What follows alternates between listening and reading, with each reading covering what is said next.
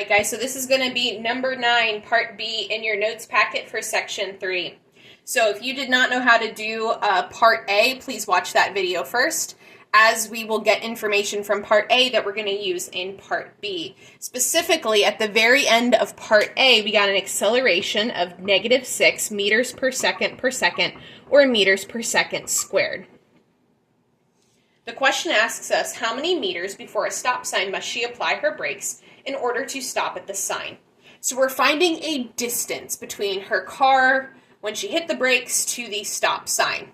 So we're actually going to use the equation delta x equals VI times t plus 1/2 AT squared. And again, the reason I'm using that equation is because I need to find a distance. So my normal acceleration equation is not going to be helpful here for part B. So now we're going to make our variables list.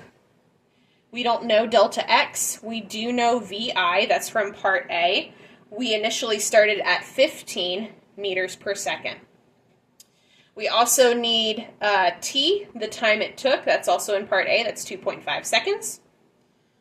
And the acceleration, this is why we had to do part A first, that is -6 meters per second. Now we just plug in. Delta x equals VI, which is 15, times t, which is 2.5.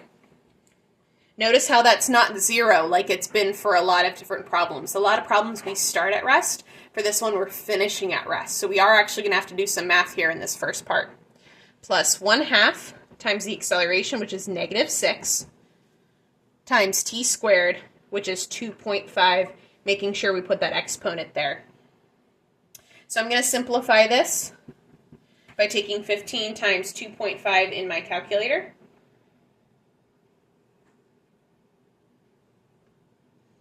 That's going to be 37.5 plus 1/2 times -6, and I'm just going to do the 2.5 times 2.5, otherwise known as 2.5 squared.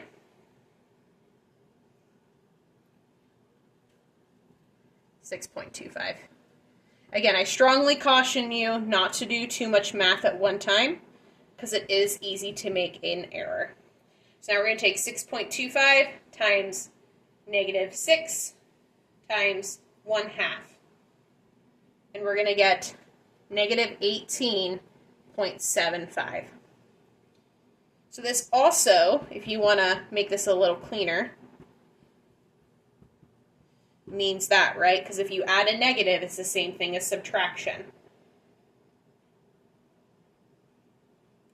So if I plug that in my calculator, 37.5 minus 18.75,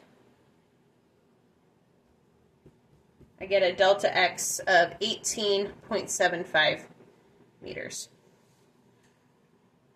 I'm going to move that up so you can see that there. So again, I'm just identifying things in my variables list. I'm trying to find delta x.